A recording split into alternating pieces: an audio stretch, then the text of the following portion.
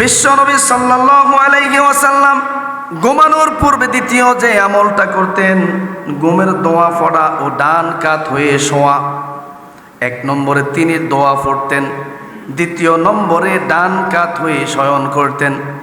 হাদিসের ভাষ্য মতে চলে এসেছে, সুম্মা তাজি আলা শিক্কিকাল আইমান, অতঃপর ডান পাশের উপর কাত হয়ে শুয়ে পড়বে। তোমরা যখন রাত্রিবেলা শয়ন করবে, শোয়ার জন্য যখন বিছানার মধ্যে যাবে, তখন তোমরা ডান কাত হয়ে শয়ন করা লাগবে। অন্য হাদিসের বর্ণনায় চলে এসেছেন, আন হুযায়ফা রাদিয়াল্লাহু আনহু قال كان النبي صلى الله عليه وسلم إذا أوى إلى فراشه قال باسمك أموت وأحيا وإذا قال قام قال الحمد لله الذي أحيانا بعدما أماتنا وإليه النشور। বিশ্বনবী হাদিসের মধ্যে স্পষ্ট জানিয়েছেন, যে হাদিসটা বুখারী শরীফের 6312 নম্বর হাদিস। বিশ্বনবী বলেন, হযরতে হুযায়ফা রাদিয়াল্লাহু তাআলা আনহু থেকে বর্ণিত, তিনি বলেন, নবী করিম সাল্লাল্লাহু আলাইহি ওয়াসাল্লাম বিছানায় আশ্রয় গ্রহণ করতেন যেতেন, তখন তিনি দোয়া পড়তেন, হে আমার আল্লাহ, আপনার ওই নাম নিয়ে মরি আর আপনার নাম নিয়ে বাঁচি। বিশ্বনবী যখন শোয়ার জন্য বিছানায় যেতেন, আমরা অনেকে আমলটা করি, আবার অনেকে করতে পারি না, অনেকে ভুলবশত করতে পারি না। রাতের গভীর বেলায় যখন শুইতে যায়, তখন হয়তো মনে নাও থাকতে পারে, কিন্তু আপনি মনে রাখতে হবে, আপনি এই দোয়াটা পড়তে হবে, আল্লাহুম্মা বিইসমিকা আমুতু ও আহইয়া। ও রব, আমি তোমার নামে মরি আর তোমার নামে বাঁচি। কথা বলেন ঠিক কিনা?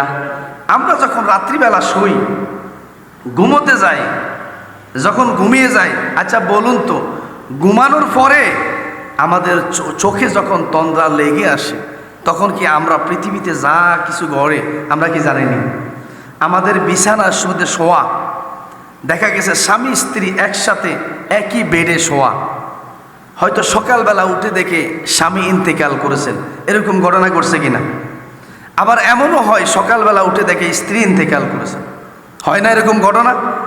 তাহলে বোঝা গেছে একই বেডে অন্তত এত কাছাকাছি দুইজনে শোয়া, কিন্তু একজন ইন্তেকাল করেছেন, আরেকজন জানে কেন? তিনি যখন ঘুমিয়ে গেছেন, মৃত্যু ঘটে গেছে, তিনি আর জানেন না পৃথিবীতে কি ঘটেছে, তার বিছানায় কি ঘটেছে সেটাও তিনি কি জানেন না। এই জন্য আমরা আল্লাহর নামে মরি, এবং যখন রাত্রি শেষে সকালবেলা আবার আল্লাহ পাক এহসান করে, দয়া করে, মায়া করে যখন রূহটা আমাদেরকে ফুঁকে দেন, তখন আমরা আবার জাগ্রত হই, ঠিক কিনা? বলুন আলহামদুলিল্লাহ।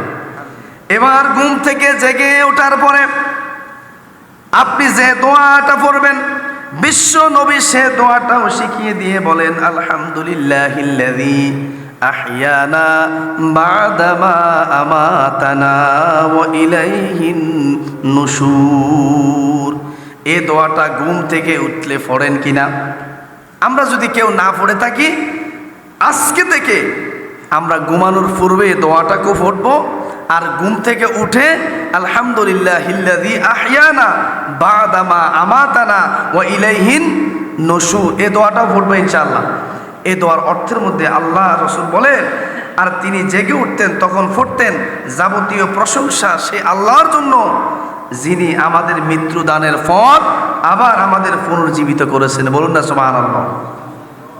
রাত্রিবেলা শুইলে অনেক লোক দেখা গেছে এমনও ঘটনা ঘটে যে এশার নামাজ পড়ে মসজিদে গেছে, চা খেয়ে বাজার থেকে একসাথে বাড়িতে গেছে, ওরে সকালবেলা মুয়াজ্জিন সাহেব ঘোষণা দিতেছে অমুক ব্যক্তি মারা গেছে, এরকম ঘটে না? তখন আপনি কি বলেন, হায় হায় কি কয় এটা, এটা কেমন মৃত্যু? একসাথে আশা পড়ে গেল, একসাথে বাজার থেকে গেলাম, আর এখন মুয়াজ্জিন সাহেব কি বলে, ঘটনা কি? আসলে ঘটনা এভাবেই হবে কি, ঠিক আছে কিনা? আজকে মাগরিব পড়েছেন, এশা পড়ার সুযোগ আপনার আমার নাও হতে, এশা পড়বেন, পরের দিন ফজর পড়ার সুযোগ নাও কি হতে পারে। এই জন্য আল্লাহ রসুল বলেছেন, একজন মুমিন ব্যক্তি তার জীবনের সর্বশেষ কাজটাই তার জীবনের সর্বশেষ আমল মনে করতে হবে। মনে করতে হবে এটাই আমার জীবনের সর্বশেষ কাজ, আমার আর শেষ কাজ বলতে কিছুই। আল্লাহ যদি এহসান করেন তাহলে পরবর্তীতে কাজ করার সুযোগ হবে, নচেত কি সুযোগ হবে? এবার লক্ষ্য করেন,